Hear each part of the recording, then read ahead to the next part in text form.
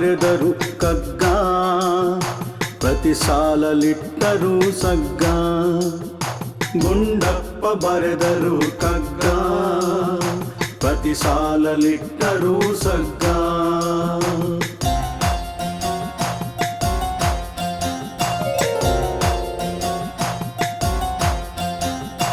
ಕನ್ನಡದ ಕೈಪಿಡಿಯು ಕಗ್ಗ, ಬದುಕಿಗೆ ಪಾಠವಿದು ಕಗ್ಗ. ಕನ್ನಡದ ಕೈಪಿಡಿಯು ಕಗ್ಗ, ಬದುಕಿಗೆ ಪಾಠವಿದು ಕಗ್ಗ.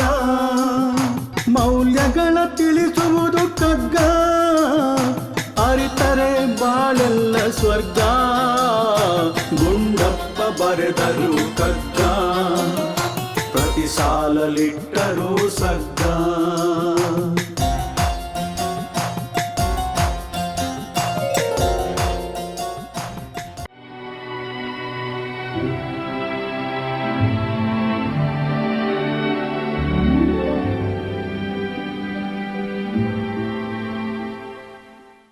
ಸಮಾರಂಭ ಎಲ್ಲೇ ಇರಲಿ, ಸೀಮಂತದಿಂದ ಮದುವೆವರೆಗೂ ಯಾವುದೇ ಆಗಿರಲಿ, ನಿಮ್ಮ ಕನಸನ್ನು ನನಸು ಮಾಡಲು ನಾವಿದ್ದೇವೆ. ಕಳೆದ 24 ವರ್ಷದ ಸುದೀರ್ಘ ಅನುಭವ, ಶ್ರೇಷ್ಠತೆ, ಸ್ವಚ್ಛತೆ, ಬದ್ಧತೆ ನಮ್ಮ ಗುರಿ. ಸಂಪರ್ಕಿಸಿ innovative I event management, hospitality and allied services. ನಿಮ್ಮ ಸೇವೆಗೆ ನಾವು ಸಿದ್ಧರಿದ್ದೇವೆ.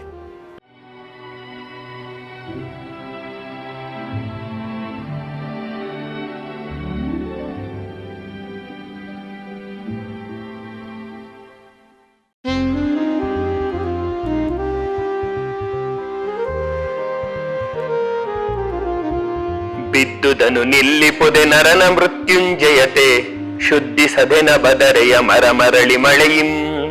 ಗದ್ದೆ ಕೊಯ್ಲಾಗೆ ಮಗುಳ್ದದು ಬೆಳೆಯ ಕೊಡದಿಹುದೆ, ಬಿದ್ದ ಮನೆಯನ್ನು ಕಟ್ಟೋ ಮಂಕುತಿಮ್ಮ ಮಂಕುತಿಮ್ಮ. ರಾಜೇಶ, ತಿನ್ನಕ್ಕೇನಾದ್ರೂ ಮಾಡ್ಕೊಡ್ಲೇನೋ? ಬೇಡಕ್ಕ, ಈ ವಯಸ್ಸಲ್ಲಿ ನನ್ನ ಪರಿಸ್ಥಿತಿ ನೋಡಕ್ಕ ಹೆಂಗಾಯ್ತು. ಹಗಲು ರಾತ್ರಿ ನಿದ್ದೆಗೆಟ್ಟು ನೀನು ನನ್ನನ್ನು ನೋಡ್ಕೊಳ್ಳೋ ಹಾಗಾಗಿದೆ. ಯಾಕೋ ರಾಜೇಶ, ಏನೇನು ಮಾತಾಡ್ತಿದ್ಯಾ? ಹಾಂ, ನಾನು ನಿನ್ನ ಅಕ್ಕ ಕಣೋ. ಒಂದು ಕ್ಷಣದ ಅಜಾಗರೂಕತೆ, ಒಂದು ಅಪಘಾತ ನನ್ನ ಬದುಕನ್ನೇ ನುಂಗಿ ನೀರು ಕುಡಿದ್ಬಿಡ್ತಲ್ಲಕ್ಕ. ಎಂಥದ್ದು ಇಲ್ಲ ಕಣೋ, ಬದುಕು ಅನ್ನೋ ರಸ್ತೆಯಲ್ಲಿ ಎಲ್ಲರೂ ಜಾರು ಬೀಳ್ತಾರೆ, ಆದರೆ ಅದೇ ಅಂತ್ಯ ಅಲ್ಲ. ಆದರೆ ನಾನು ನೋಡ್ತಿದ್ದ ದಾರಿನೇ ನಿಂತೋಗಿದೆ ಅಕ್ಕ. ಕೈಯಲ್ಲಿ ಕೆಲಸ ಇಲ್ಲ, ಕಾಲಲ್ಲಿ ಶಕ್ತಿ ಇಲ್ಲ, ಮುಂದೆ ದಾರಿ ಕಾಣಿಸ್ತಾ ಇಲ್ಲ. ಕಾಣಿಸ್ತಾ ಇರೋದು ಬೆಟ್ಟದಷ್ಟು ಸಾಲ ಮಾತ್ರ. ಭರವಸೆ ಇಟ್ಕೊಳ್ಳೋ. ಕತ್ಲಿ ಎಷ್ಟೊತ್ತಿರುತ್ತೆ ಹೇಳು? ಬೆಳಕು ಬರ್ತಿದ್ದ ಹಾಗೆ ಕತ್ಲು ಓಡ್ ಹೋಗಬೇಕು. ಮಿಸ್ಟರ್ ರಾಜೇಶ್, ನೀವು ಮನೆ ಸಾಲ ತಗೊಂಡು ಆಗಲೇ 2 ವರ್ಷ ಆಯಿತು. ಗೊತ್ತು ಸರ್. ಕಂತು ಕಟ್ಟಿರೋದು ಮಾತ್ರ 2. ನೆನಪಿದೆ ಸರ್. ನಿಮಗೆ ಗೊತ್ತಿದೆಯೋ ಗೊತ್ತಿಲ್ವೋ, ನೆನಪಿದೆಯೋ ನೆನಪಿಲ್ವೋ ಅಂತ ತಿಳ್ಕೊಂಡು ಹೋಗೋಕ್ಕೆ ನಾ ಇಲ್ಲಿ ಬಂದಿಲ್ಲ ರೀ. ಬಾಕಿ ಇರೋ ಕಂತನ್ನು ವಸೂಲಿ ಮಾಡ್ಕೊಂಡು ಹೋಗೋಕ್ಕೆ ಬಂದಿದ್ದೀನಿ. ಸರ್, ದಯವಿಟ್ಟು ಪರಿಸ್ಥಿತಿನ ಅರ್ಥ ಮಾಡ್ಕೊಳ್ಳಿ. ಆಕ್ಸಿಡೆಂಟ್ ಆಯಿತು, ಒಂದು ಹೆಜ್ಜೆ ಕೂಡ ಮುಂದೆ ಇಡೋಕ್ಕಾಗಲ್ಲ.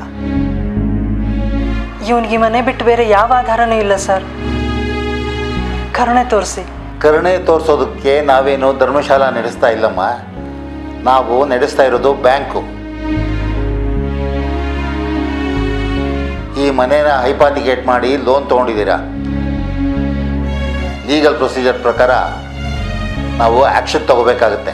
ದಯವಿಟ್ಟು ಹಾಗೆ ಮಾಡಬೇಡಿ ಸರ್. ಹಾಗೆ ಹೋಗೋದಕ್ಕೆ ನನ್ನ ಕೈನಲ್ಲಿ ಆಗೋದೂ ಇಲ್ಲ. ಸಾಲ ನಂದು, ಅದನ್ನು ತೀರಿಸೋ ಹೊಣೆ ನಂದು. ನನಗೆ ಸ್ವಲ್ಪ ಸಮಯ ಕೊಡಿ ಸರ್. ಖಂಡಿತವಾಗ್ಲೂ ತೀರಿಸ್ತೀನಿ. ನಿಮ್ಮ ಕೈ ಮುಗಿತೀನಿ ಸರ್. ಆಯಿತು, ನೀವು ಇಷ್ಟು ಕೇಳ್ಕೊಳ್ತಾ ಇದ್ದೀರಲ್ಲ ಅಂತ 1 ತಿಂಗಳು ಟೈಮ್ ಕೊಡ್ತೀನಿ. ಆಗಲೂ ಏನಾದರೂ ನೀವು ಇದೇ ಕತೆ ಹೊಡೆದ್ರೆ ನಾವು ಲೀಗಲ್ ಆ್ಯಕ್ಷನ್ ತಗೋಬೇಕಾಗುತ್ತೆ.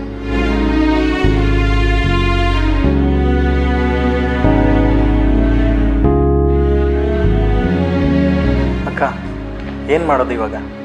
ಇರೋದೊಂದು ಮನೆ, ಅದು ಹೋಗ್ಬಿಡ್ರೆ? ನಿನ್ಗೆ ಅವತ್ತಿಂದ ಹೇಳ್ತಾ ಇದ್ದೀನಿ, ಬೀಳೋದು ತಪ್ಪಲ್ಲ, ಆದರೆ ಬಿದ್ದಲ್ಲೇ ಬಿದ್ದಿರೋದು ತಪ್ಪು ಕಣೋ. ಅರ್ಥ ಮಾಡ್ಕೋ.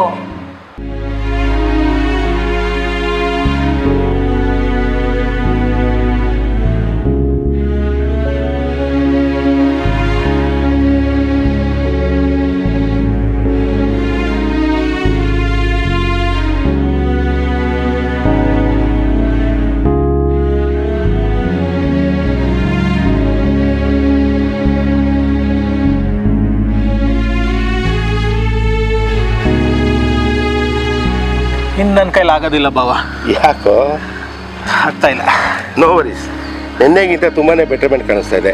ನಿನ್ನೆವರೆಗೂ ಮನೆ ಒಳಗಡೆ 10 ಹೆಜ್ಜೆ ಹಾಕೋದಕ್ಕೂ ಸಿಕ್ಕಾಪಟ್ಟೆ ಕಷ್ಟಪಡ್ತಿದ್ದೆ. ಇವತ್ತು ನೋಡು ಹೇಗೆ ಆಚೆ ಬಂದಿದ್ಯಾ. ಗುಡ್. ಇನ್ನೊಂದು 2 ಹೆಜ್ಜೆ ಹಾಕು. ಒಂದು ಕಾಲದಲ್ಲಿ ನಾನು ರನ್ನಿಂಗ್ ರೇಸ್ ಚಾಂಪಿಯನ್.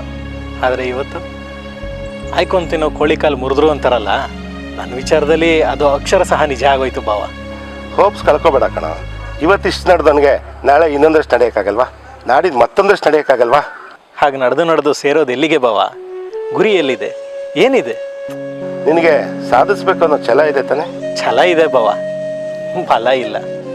ಬಲನೂ ಇದೆ ಕಣ. ಶರೀರದಲ್ಲಿ ಇಲ್ಲದೆ ಇರ್ಬೋದು, ಆದರೆ ಮನಸ್ಸಿನಲ್ಲಿದೆ. ಆತ್ಮವಿಶ್ವಾಸ ಹೊಂದಿದ್ರೆ ಸಾಕು ಭಾಮೈದ. ಅದು ನಿನ್ನನ್ನು ಆಕಾಶದ ಎತ್ತರಕ್ಕೆ ಬೆಳೆಸುತ್ತೆ. ನೀನು ಹ್ಞೂ ಅನ್ನೋ, ನಾಳೆನೇ ನಿನಗೊಂದು ಕೆಲಸ ಕಾಯಂ. ಏನು ಕೆಲಸನಾ? ಕೈ ಕಾಲು ನೆಟ್ಟಗಿರೋರಿಗೆ ಕೆಲಸ ಸಂಬಳ ಸಿಗದೇ ಇರೋ ಕಾಲ ಇದು. ಅಂಥದ್ರಲ್ಲಿ ನನಗೆ ಯಾರು ಬಾಬಾ ಕೆಲಸ ಕೊಡ್ತಾರೆ? ನನಗೊಬ್ಬರು ಬಾಲು ಅಂತ ಗೊತ್ತಿದ್ದಾರೆ. ಅವ್ರದ್ದೊಂದು ಕಂಪ್ನಿ ಇದೆ ಕಣ. ನಿನ್ನ ವಿಷಯ ಎಲ್ಲ ಹೇಳಿದ್ದೀನಿ. ಅವ್ರು ನಾಳೆನೇ ನಿನ್ನ ಕಲ್ಸ್ಕೊಳಕ್ಕೆ ಹೇಳಿದ್ದಾರೆ. ಮಿಡ್ಲ್ ಮ್ಯಾನೇಜ್ಮೆಂಟ್ ಲೆವೆಲಲ್ಲಿ ಒಂದು ಕೆಲಸ ಖಾಲಿ ಇದೆಯಂತೆ ಕಣ. ನಿಜವಾಗ್ಲೂ? ನಿಜ ಕಣ. ಅಂದರೆ ನನ್ನ ಬದುಕು ಮತ್ತೆ ಶುರು ಆಗುತ್ತೆ ಅಂತೀಯಾ? ಬದುಕು ಯಾವತ್ತೂ ನಿಲ್ಲಲ್ಲ ಕಣ. ನಾವು ಮಾತ್ರ ಒಂದೊಂದ್ಸಲ ನಿಂತಲ್ಲೇ ನಿಂತ್ಬಿಡ್ತೀವಿ. ನಮ್ಮ ಪ್ರಯತ್ನ ಮಾತ್ರ ಯಾವತ್ತೂ ನಿಲ್ಲಿಸಬಾರ್ದು. ಓಕೆ?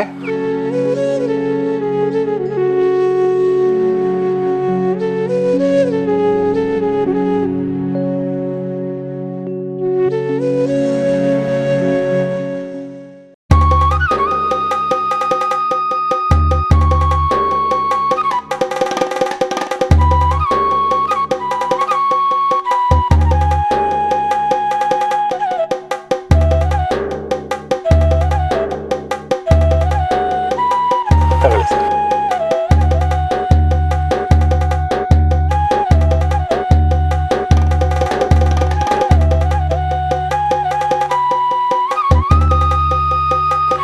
ಕ್ಷಮಿಸಿ ಸರ್, ಸ್ವಲ್ಪ ತಡ ಆಗೋಯ್ತು. 2 instalment with late interest pay ಮಾಡಿದ್ದೀನಿ. ಉಳಿದಿದ್ದು ಹೀಗೆ ಆಗಾಗ ಕಟ್ಕೊಂಡು ಹೋಗ್ತೀನಿ ಸರ್. ಗುಡ್, ವೆರಿ ಗುಡ್ ಕಣಯ್ಯ. ನಿನ್ನ ವಿಷಯ ಕೇಳಿ ಖುಷಿ ಅನ್ನಿಸ್ತು, ಹೆಮ್ಮೆ ಆಯ್ತಯ್ಯ. ಛಲ ಹೊಂದಿದ್ರೆ ಜೀವನದಲ್ಲಿ ಏನು ಬೇಕಾದರೂ ಸಾಧಿಸ್ಬೋದು.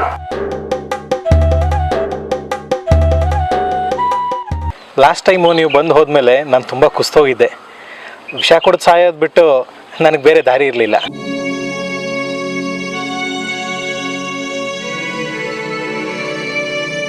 ಆ ಸಮಯದಲ್ಲಿ ನನ್ನ ಅಕ್ಕ ಭಾವ ನನ್ನ ಸಹಾಯಕ್ಕೆ ಬಂದರು. ಹಾರಕ್ಕಾಗ್ಲಿಲ್ವಾ? ಓಡೋಕ್ಕಾಗ್ಲಿಲ್ವಾ? ನಡಿಯೋಕ್ಕಾಗ್ಲಿಲ್ವಾ? ತೆವಳ್ಕೊಂಡಾದ್ರೂ ಮುನ್ನಡಿತೀರೋ ಅಂತ ಮಾರ್ಟಿನ್ ಲೂಥರ್ ಹೇಳಿದ್ದು ನನ್ನ ಜೀವನದಲ್ಲಿ ಅಕ್ಷರ ಸಹ ನಿಜ ಆಯಿತು.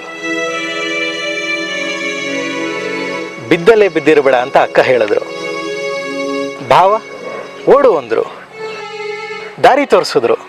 ಇವತ್ತು ನನ್ನ ಕಾಲ ಮೇಲೆ ನಾನೇ ನಿಂತ್ಕೊಳ್ಳೋ ಹಾಗೆ ಮಾಡಿದ್ರು. ಬಿದ್ದದ್ದು ಸೋಲಲ್ಲ ಸರ್, ಬಿದ್ದದ್ದನ್ನೇ ಅಂತ್ಯ ಅಂದ್ಕೊಳ್ಳೋದು ಸೋಲು. ಇವರಿಬ್ಬರು ನನ್ನನ್ನು ಸೋಲಕ್ಕೆ ಬಿಡದೆ ಗೆಲ್ಸಿದ್ದಾರೆ ಸರ್, ಗೆಲ್ಸಿದ್ದಾರೆ. ಹೌದು, ಅದಕ್ಕೆ ಅಯ್ಯ DVJ ಅವರು ಹೇಳಿರೋದು, ಬಿದ್ದುದನು ನಿಲ್ಲುಪುದೆ ನರನ ಮೃತ್ಯುಂಜಯತೆ, ಶುದ್ಧಿಸದೆ ನಭ ಧರೆಯ ಮರ ಮರಳಿ ಮಳೆಯಿಂ ಎಂದು. ನೋಡಿದ್ರಲ್ಲ ವೀಕ್ಷಕರೇ, ಮನುಷ್ಯ ಅಂದಮೇಲೆ ಕಷ್ಟ ನಷ್ಟಗಳು, ಸೋಲು ಸಂಕಟಗಳು ಇದ್ದದ್ದೇ. ನಮಗೆ ಕಷ್ಟ ಸಂಕಟಗಳು ಬಂದಾಗ, ಕಷ್ಟ ನಷ್ಟಗಳು ಆದಾಗ ಎದೆಗುಂದಬಾರದು. ಹೇಗೆ ಭೂಮಿ ತಾಯಿ ಮತ್ತೆ ಮತ್ತೆ ಬೆಳೆಯನ್ನ ಕೊಡ್ತಾಳೋ, ಹೇಗೆ ಆಕಾಶ ಮತ್ತೆ ಮತ್ತೆ ಈ ಧರೆಯನ್ನ, ಈ ಭೂಮಿಯನ್ನ ಶುದ್ಧ ಮಾಡುತ್ತೋ, ಹಾಗೆ ನಾವು ಕೂಡ ಮತ್ತೆ ಮತ್ತೆ ಹೊಸ ಜೀವನವನ್ನ ಕಟ್ಟಿಕೊಳ್ಳುವತ್ತ ಹೆಜ್ಜೆ ಹಾಕಬೇಕು. ಇದನ್ನ ಮಾನ್ಯ ಗುಂಡಪ್ಪನವರು ಈ ಒಂದು ವಚನದಲ್ಲಿ ಎಷ್ಟು ಸುಂದರವಾಗಿ ವರ್ಣಿಸಿದ್ದಾರೆ ಅಲ್ವಾ? ನಾವು ಅದರಂತೆ ನಡೆಯೋಣ. ಧನ್ಯವಾದಗಳು.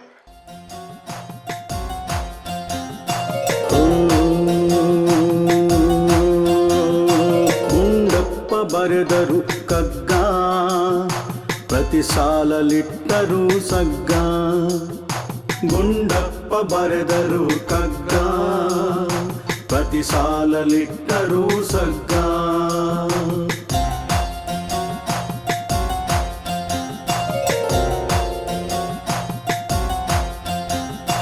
ಕನ್ನಡದ ಕೈಪಿಡಿಯು ಕಗ್ಗ, ಬದುಕಿಗೆ ಪಾಠವಿದು ಕಗ್ಗ.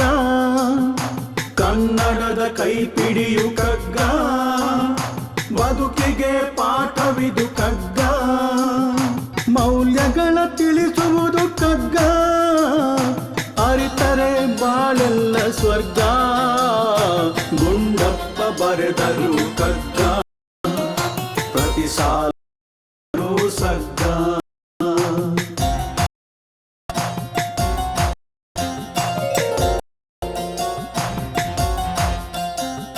ನೂರೆಂಟು ಅರ್ಥಗಳ ಕಗ್ಗ, ಮನುಕುಲಕ್ಕೆ ಕನ್ನಡಿಯು ಕಗ್ಗ. ನೂರೆಂಟು ಅರ್ಥಗಳ ಕಗ್ಗ, ಮನುಕುಲಕ್ಕೆ ಕನ್ನಡಿಯು ಕಗ್ಗ. ವೇದಾಂತ ಸಾರವಿದು ಕಗ್ಗ, ಕನ್ನಡದ ಗೀತೆ ಇದು ಕಗ್ಗ. ಗುಂಡಪ್ಪ ಬರೆದರು ಕಗ್ಗ, ಪ್ರತಿ ಸಾಲಲಿಟ್ಟರು ಸಗ್ಗ. ಗುಂಡಪ್ಪ ಬರೆದರು ಕಗ್ಗ, ಪ್ರತಿ ಸಾಲಲಿಟ್ಟರು ಸಗ್ಗ.